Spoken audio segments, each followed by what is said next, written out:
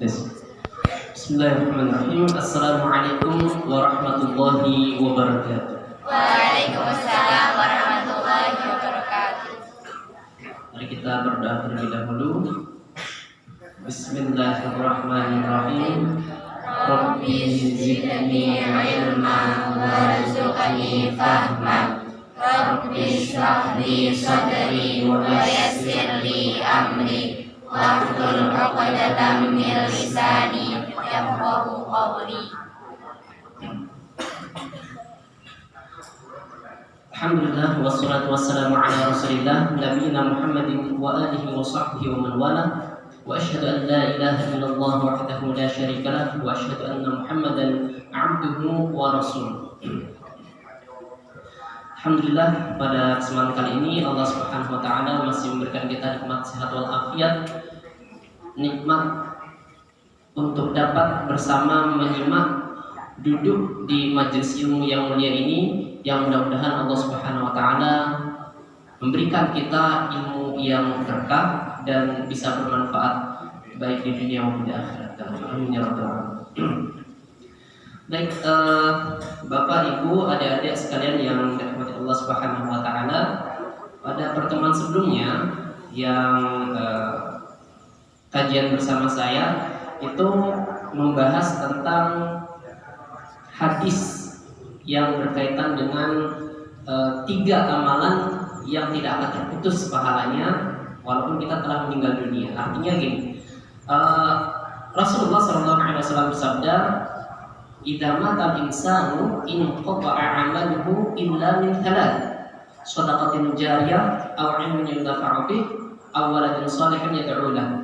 Ini kan hadis yang kita bahas di pertemuan sebelumnya, yaitu hadis tentang 3 amalan yang kalau kita mengerjakan 3 amalan tersebut maka kita akan mendapatkan apa bahasa mudah itu adalah transferan pahala, gitu ya. Transferan pahala walaupun kita itu lagi tiduran, gitu ya. Kita lagi duduk, kita lagi ngorok, gitu ya. Kita lagi mandi dan sebagainya. Itu kita bisa dapat transferan pahalanya. Bahkan tidak sampai situ saja, ketika kita meninggal dunia pun ya, itu kita bisa tetap dapat transferan pahalanya itu ya. Dengan cara apa? Dengan melalui 3 amalan yang telah disebutkan oleh Rasulullah SAW, amalan yang tidak akan terputus walaupun kita telah meninggal dunia. Dan itu adalah pertama sedekah jariyah, yang kedua adalah ilmu yang bermanfaat, dan yang ketiga adalah anak soleh yang senantiasa mendoakan kedua orang tuanya. Nah, di pertemuan sebelumnya itu kita sudah membahas sekilas tentang sedekahnya, ya, baru 1 poin, baru tentang sedekahnya. Dan sedekah itu sekitar review sedikit ya di kajian kita di pertemuan sebelumnya, bahwasanya sedekah itu ada yang berbentuk material ya, materi baik berupa harta dan sebagainya, ataupun yang berupa non materi. Ya, bisa berupa senyuman gitu ya, bisa berupa ide, bisa berupa apa misalkan ya, baik kemarin sudah dijelaskan ya, dan lain sebagainya. Ini yang berbentuk non materi ya, berpikir dan sebagainya. Kemudian kita insya Allah akan meneruskan terlebih dahulu ya tentang sedekahnya tadi, tentang poin yang pertama. Namun yang pada pertemuan sebelumnya itu ada yang sempat terputus ya karena waktunya sudah habis, yaitu terkait dengan sedekah pada saat berada di bulan Ramadan. Karena Rasulullah SAW bersabda, "Man fattara sha'iman," ya, barang siapa yang memberikan hidangan atau bukaan, makanan, minuman buat orang yang sedang berpuasa ya, dan dia akan berbuka, "Man fattara sha'iman kana lahu mithlu ajrihi," maka baginya pahala orang yang berpuasa tersebut. Artinya gini, ketika kita menghidangkan makanan tertentu walaupun makanan itu kecil barangkali ya, yang kecil misalkan apa, kurma misalkan gitu ya, atau kacang lah gitu ya, kacang atau apa misalkan cimol gitu ya, atau tahu bulat lah gitu ya, atau apalah yang kecil gitu ya. Sekecil apapun makanan itu, kalau dihidangkan untuk orang yang hendak berbuka puasa, maka kita bisa panen pahala orang yang kita kasih makanan tersebut. Ya, dia berbuka puasa dengan tahu bulat yang kita kasih. Jadi seperti itu. Atau mungkin bukan berupa makanan, misalkan minuman ya, minuman. Ya kita mungkin ngasih es teh gitu ya, ngasih Coca-Cola gitu ya. Nah, ya. Atau yang manis-manis ya, gitu ya. Misalkan kolak gitu ya. Misalkan kolak apa nih? Kolak ya, kolak. Kolak ya, kolak. Saya kalau di Banten soalnya nyebutnya itu kolok ya. Kolak gitu ya. Terus sirup gitu ya.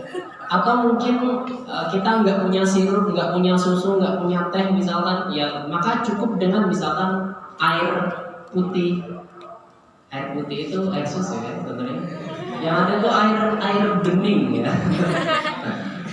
Air bening karena nggak ada warnanya gitu ya. Jadi ngasih air minum bening gitu ya. Nah, itu dengan ngasih air minum saja, maka itu sudah termasuk manfaat iman. Dia termasuk orang-orang yang memberikan hidangan bagi orang yang sedang berbuka puasa. Maka orang yang memberikan hidangan tersebut akan mendapatkan pahala orang yang menikmati minumannya tadi. Misalkan kita nggak cuma ngasih minuman itu ke satu orang doang, tapi kita bagi ke 2 gelas misalkan ya, 2 gelas, satu kasih ke siapa, satunya kasih ke siapa. Nah, maka kita bisa panen pahala orang yang kita kasihkan tersebut ya, kita hidangkan tersebut. Pertanyaannya, kalau seandainya kita makanan enggak punya, minuman juga enggak punya, caranya seperti apa biar tetap bisa dapat pahala manfaat toroso iman ini? Maka caranya adalah bisa dengan jasa kita, istilahnya, dengan tenaga kita. Seperti apa? Seperti kita ikut bantu-bantu gitu ya, ikut bantu-bantu buat menyiapkan hidangan berbuka puasa. Nah, ini pun sudah termasuk manfaat toroso iman. Karena kenapa? Karena dia ikut andil dalam memberikan hidangan bagi orang yang hendak berbuka puasa. Atau mungkin paling minimal banget adalah dengan cara saling tukeran tadi ya, saling tukeran minuman mungkin ya, saling tukeran kurma gitu ya, saling tukeran tahu bulat gitu ya. Jadi nanti mungkin saat sudah dibagikan takjilnya gitu ya, itu kita bisa saling tukar-menukar, padahal itu udah dikasih buat kita, tapi kita coba tukeran samping kanan kirinya. Nah, itu pun insya Allah kalau diniatkan untuk mendapatkan fadilah manfaat toroso iman, siapapun yang memberikan hidangan bagi orang yang hendak berbuka puasa, maka dia bisa memanen pahala orang yang berpuasa tersebut. Ya, jadi seperti itu konsepnya. Nah, ini adalah tentang sedekah yang berupa material maupun yang non material. Kemudian ini adalah berikutnya adalah sedekah yang memang ini adalah bahasan dalam hadis tadi, yaitu sedekah jariyah. Sedekah yang kalau kita melakukannya itu kita bisa dapat transferan pahala tadi ya. Baik kita lagi di mana, kita lagi tiduran, kita lagi berjalan, lagi duduk, lagi santai dan sebagainya, itu kita bisa dapat transferan pahalanya. Itu yang kita kenal dengan sedekah jariyah ya. Yang bahkan ketika kita sudah meninggal dunia pun itu pahalanya akan terus mengalir kepada kita. Mungkin kita pahamnya kalau sedekah jariyah itu identiknya sih itu dengan harta yang bersifat misalkan adalah wakaf gitu ya dan lain sebagainya. Tapi sebenarnya ada cara yang sederhana biar kita ini bisa dapat pahala sedekah jariyah. Dan cara sederhana ini sebenarnya bisa kita lakukan semuanya, insya Allah ya, dengan barangkali menyisikan sedikit uang jajan gitu ya, mungkin 10.000 gitu ya, atau mungkin menyisikan sebagian gaji kita, upah kita dan sebagainya. Maka kita bisa mendapatkan keutamaan sedekah jariyah ini. Apa contoh sederhananya? Contoh sederhananya itu misalkan sendal, ya sendal. Tahu sendal? Tahu ya sendal ya. Na'lun. Jadi ketika kita meniatkan untuk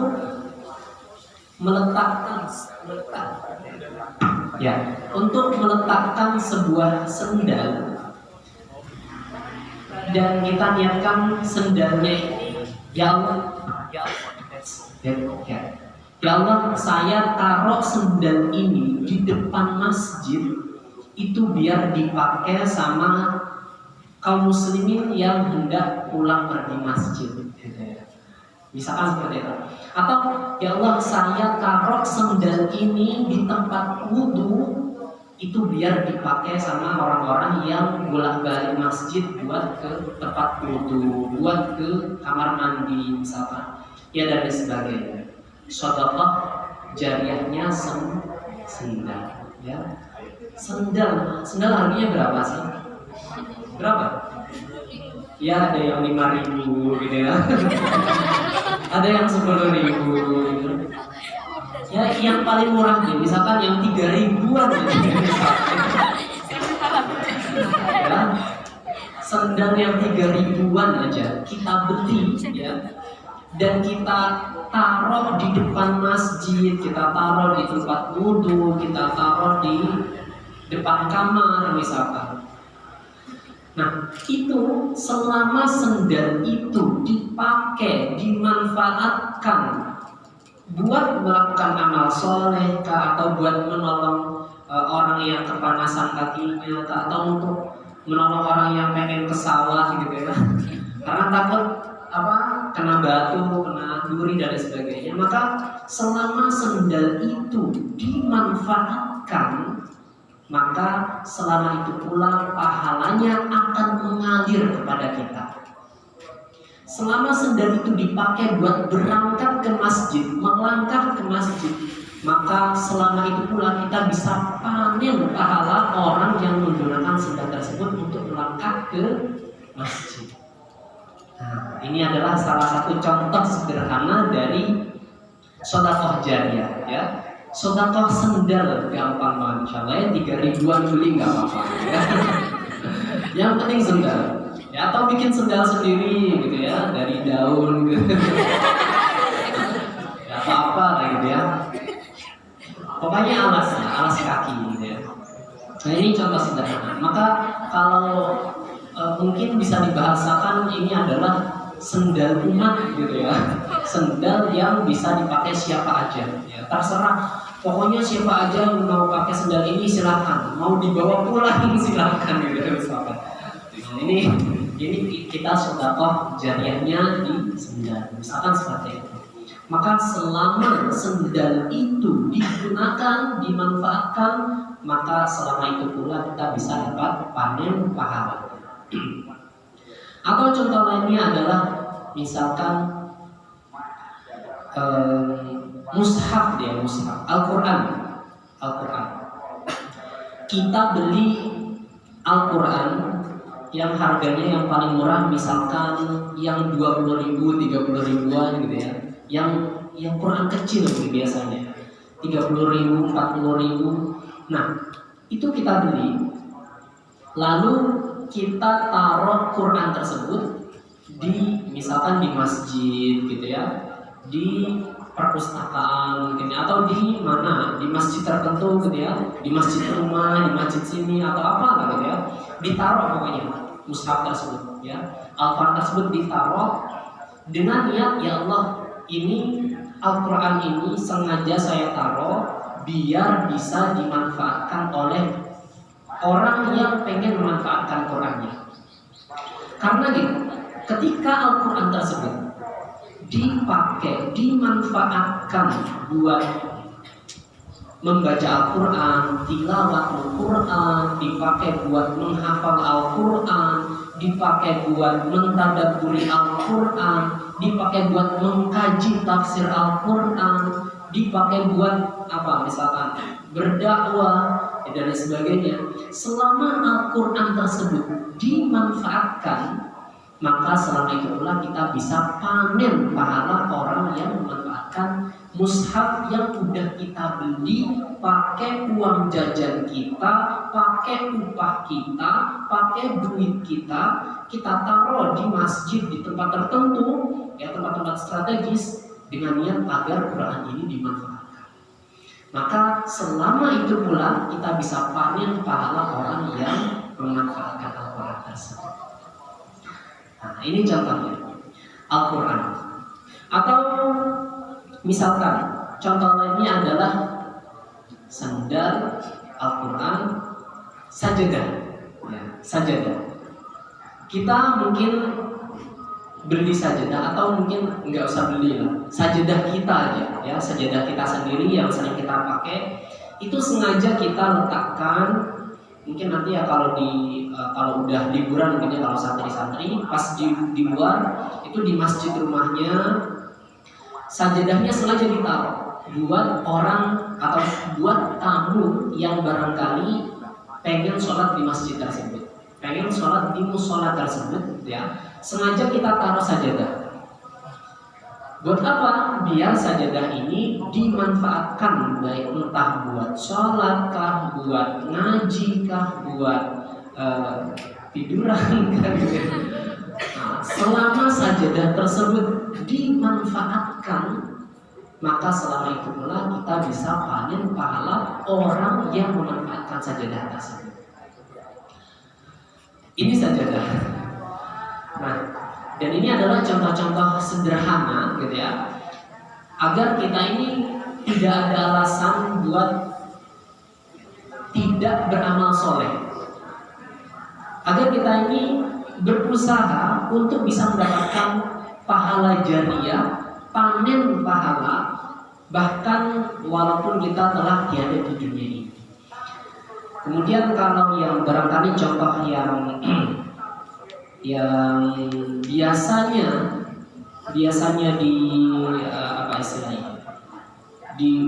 dipakai buat mengumpamakan sedekah jariah ini adalah pembangunan masjid, ya, pembangunan masjid. Masjid itu kalau kita ikut andil dalam pembangunan masjid, walaupun dalam bahasa hadisnya itu adalah man bana masjidan, ya, barang siapa yang membangun masjid lillah, ya, karena Allah Subhanahu wa taala, mukhlishan lillah, dia ikhlas karena Allah Subhanahu wa taala, walaupun hanya sebesar sarang burung yang bertelur, sarang telur sarang burung itu ya pokoknya sarang burung gitu ya, hanya sebesar lubang sarang burung gitu ya, au asghar, atau bahkan lebih kecil daripada itu, ya, yang mungkin sebesar biji kurma gitu, atau mungkin kalau dinominalkan itu ya mungkin cuma 500 perak gitu ya. Kita nyumbang 500 perak buat pembangunan masjid, ya walaupun cuma 500 perak aja, nah, maka banallahu lahu baitan fil jannah, maka Allah Subhanahu wa taala akan membangunkan baginya, akan memberikan kepada orang tersebut, ya, baitan fil jannah, rumah di surga. Ya, ini walaupun kita hanya ikut anunya 500 perak, 1000 perak gitu ya, untuk pembangunan masjid. Karena kenapa? Karena perumpamaannya begini. Ketika kita membangun masjid, maka masjid itu biasanya digunakan untuk sholat. kadang digunakan juga untuk kajian, digunakan pula untuk ngaji gitu ya, digunakan pula untuk sholat khutbah, untuk sholat Jumat, untuk khutbah gitu ya, sholat khutbah, untuk apa lagi ya, banyaknya seperti ini ya, mungkin untuk makan takjil gitu ya. Masjid tersebut digunakan untuk istirahat dan sebagainya. Ya, maka kalau kita diumpamakan ya, umpamanya kita sodakohnya itu cuma 500 perak aja, tapi ternyata 500 peraknya ini digunakan untuk beli satu ubin, ini namanya ubin ya, ubin keramik ya, satu ubin keramik, satu kotak keramik ini ya, yang kita duduki saat ini, itu sumbangan sama orang lain gitu ya, bareng sama orang lain. Kitanya punya andil 500 perak. Tapi hebatnya jamaah sekalian, satu keramik yang digunakan digunakan untuk pembangunan masjid saja ya, itu ternyata akan digunakan untuk untuk ngaji, untuk sholat ya, untuk hal-hal lainnya gitu ya. Selama aktivitas di masjid itu berlangsung ya, selama satu keramik tersebut digunakan, maka selama itu pula kita bisa panen pahala orang yang menggunakan keramik tersebut ya. Walaupun kita hanya menyumbang 500 perak saja. Nah ini kenapa ya, alasannya kenapa walaupun kita menyumbangnya 500 perak, itu Allah Subhanahu wa Ta'ala tetap menilainya dengan pahala yang amat besar sekali ya, karena itu tadi ya, karena walaupun kecil namun senantiasa digunakan, maka pahalanya akan terus mengalir walaupun kita telah tiada di dunia ini. Jadi seperti itu cara memahaminya ya. Ini masjid. Kemudian contoh lainnya misalkan pohon ya, pohon. Nah, contohnya adalah pohon. Pohon ini mudah sekali sebenarnya sedekah pohon itu. Sedekah pohon nggak harus kita bawa pohon gede gitu ya. Enggak ya, nggak harus bawa pohon gede kita bawa pulang ke rumah gitu ya. Kita bawa ke pondok pohonnya gitu ya, pohon gede. Kan nggak kuat juga kalau ngangkat gitu. Nah, caranya gimana? Caranya gampang sekali ya, cukup dengan mungkin kita nyari bibit pohonnya saja gitu ya. Atau mungkin kita habis makan buah-buahan gitu ya, makan rambutan, makan jeruk gitu ya, makan kurma gitu ya. Itu bijinya usahakan jangan dibuang sembarangan. Tapi coba niatkan, ya Allah, mudah-mudahan biji ini akan menjadi sebuah pohon gitu ya. Bismillah jadi pohon gitu ya. Nah, kalau jadi pohon beneran, nah, maka insya Allah kita bisa dapat jariah dari manfaat pohonnya itu. Karena apa? Karena pohon itu ketika dia tumbuh, maka kayunya itu kalau ditebang bisa bermanfaat. Daunnya itu bisa membantu orang-orang terlindungi dari cahaya matahari gitu ya. Ataupun kalau dia pohon kurma, apalagi ya, kurma dilempar gitu ya, bibitnya bijinya dilempar, ternyata tumbuh jadi pohon kurma. Wah, nanti jadi takjil luar biasa ya, panen pahala banyak banget itu. Dari buah-buahannya, buah-buahannya bisa memberikan manfaat bagi, bisa memberikan nutrisi bagi orang lain ya, dan lain sebagainya. Jadi banyak banget pahala yang bisa kita panen dari menanam pohon ya, menanam bibit tumbuhan apapun itu. Termasuk ya, mungkin sedikit saya kasih sedikit berbagi pengalaman gitu ya. Saya pribadi juga termasuk di rumah Jogja ya. Di rumah Jogja itu saya, salah satu kesenangan saya, salah satu hobi saya adalah tidak membiarkan biji-biji buah-buahan yang sudah dimakan itu terbuang sia-sia. Termasuk misalkan contohnya adalah saya pernah di rumah Jogja itu habis makan kurma ya, habis makan kurma itu bijinya enggak saya buang, tapi saya taruh di tanah sengaja gitu ya, saya timbun di tanah biji-biji kurma itu. Dan ternyata 1 bulan kemudian semua bijinya itu tumbuh, keluar kurma semuanya, keluar tunas kurma. Ya, ini boleh dicoba ya, boleh dicoba. Jadi biji kurmanya itu jangan dibuang sembarangan ke tempat sampah, tapi coba ditimbun pakai tanah.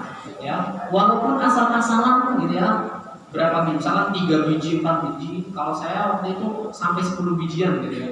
10 biji semuanya saya taruh di tanah, saya timbun, 1 bulan kemudian semuanya tumbuh. Ya, semuanya tumbuh. Yang nggak tumbuh itu cuma yang nggak ditimbun sama tanah. Jadi kuncinya adalah ditimbun tanah. Ya, kuncinya ditimbun tanah ini. Itu insya Allah biji buah apapun itu bisa tumbuh insya Allah ya, atas izin Allah Subhanahu Wa Taala. Ya. Jadi itu tadi. Ini adalah salah satu contoh kita berusaha untuk mendapatkan manfaat jariyah dari pohon, gitu ya. Jadi habis makan buah-buahan silakan coba ditanamkan ya biji-bijiannya itu. Nah, ini adalah contoh sederhana dari sedekah jariyah tadi, gitu ya. Yang paling gampang gitu ya. Atau mungkin kalau pengen yang lebih gampangnya lagi, itu adalah kita cukup merekam kajian tentang ini, gitu ya. Cukup merekam kajian tentang ini atau nyatet lagi sih nyatet kajian tentang ini, kemudian kita share ya. Kalau medsosnya adalah kita share baik di Instagram kita, Facebook kita, WhatsApp kita, itu di share kajiannya ya, di YouTube ya, kita bantu share. Kemudian ketika orang yang berada di luar majelis ini mengetahui ilmu tentang sedekah ini dan mengamalkan ilmu ini, maka kita bisa panen pahala orang-orang yang membaca postingan kita tadi. Bisa panen pahala orang-orang yang mengamalkan postingan story kita, gitu ya, mengamalkan tulisan yang sudah kita tuliskan, gitu ya, atau mungkin keluarga kita sampaikan ke keluarga dan sebagainya. Karena kenapa? Karena hadis Rasulullah, man dalla ala khairin falahu mithlu ajri fa'ili. Ya. Barang siapa yang menunjukkan suatu kebaikan, maka baginya pahala semisal orang yang mengerjakannya. Ya, jadi kita cuma menunjukkan kebaikan aja, menunjukkan suatu amal soleh, ya, memotivasi orang lain untuk beramal soleh. Maka secara otomatis ketika orang tersebut mengamalkan amal soleh yang kita motivasi tersebut, maka kita pun akan memanen pahala orang yang mengamalkannya. Ya, man dalla ala khairin, barang siapa yang menunjukkan suatu kebaikan, falahu mithlu ajri fa'il, maka baginya pahala sebesar orang yang mengerjakan. Nah, ini nanti masuk ke poin yang kedua, yaitu ilmu yang bermanfaat. Ya. Jadi ini masuk ke poin ilmu yang bermanfaat. Ilmu yang bermanfaat itu apa? Ilmu bermanfaat itu ilmu yang seperti apa? Hah? Ilmu yang disampaikan, ilmu yang diamalkan, betul ya? Ilmu yang diamalkan. Ilmu yang bermanfaat itu adalah ilmu yang diamalkan. Jadi kalau hanya sekedar disampaikan saja, nah maka itu tidak cukup ya. Kalau cuma disampaikan tapi enggak diamalkan, nah ini kurang sempurna ya. Ini sudah waktunya ya. Baik. Oke, sedikit ya, tambahan sedikit. Nah, jadi ini adalah ilmu yang bermanfaat. Jadi kalau ilmu yang kita sampaikan kemudian diamalkan, maka selama ilmu tersebut dimanfaatkan, selama ilmu tersebut diamalkan ya oleh orang-orang yang kita sampaikan ilmunya, gitu ya, maka insya Allah kita akan senantiasa mendapatkan transferan pahala, baik kita masih hidup atau mungkin kita sudah meninggal dunia. Maka selama ilmu itu dimanfaatkan, selama itu pula kita akan panen pahalanya. Ya, karena Rasulullah SAW, karena Al-Asy'ari rahimahullah juga pernah berkata, "Man arada dunya fa'alaihi bil ilm, wa man arada al-akhirah fa'alaihi bil ilm, wa man aradahuma fa'alaihi bil ilm." Barang siapa yang menginginkan dunia, maka baginya dengan ilmu, dan barang siapa yang menginginkan akhirat, maka baginya dengan ilmu. Wa man aradahuma fa'alaihi bil ilm. Dan barang siapa yang menginginkan dunia, menginginkan juga akhirat, fa'alaihi bil ilm, maka baginya dengan ilmu juga. Ya, jadi seperti itu. Oke, baik. Ini baru sampai ilmu yang bermanfaat. Insya Allah kita akan lanjutkan lagi di pertemuan berikutnya, ya, untuk masih belum selesai ya kita pembahasan satu hadis tadi ya. Kita matal insan in qata'a dulu masih baru mulai di poin kedua. Insya Allah akan dilanjutkan pada pertemuan berikutnya. Wassallallahu ala nabi Muhammad wa jazakumullahu khairan. Wassalamualaikum warahmatullahi wabarakatuh. Waalaikumsalam warahmatullahi wabarakatuh.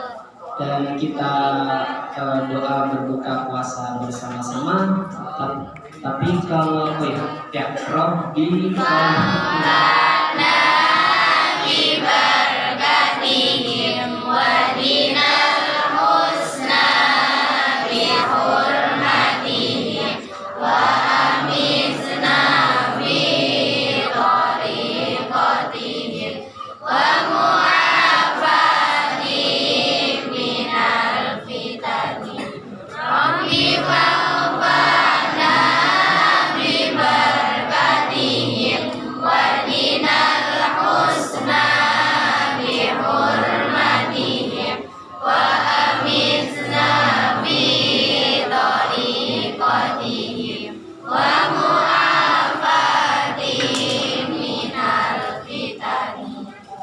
Bismillahirrahmanirrahim. Allahumma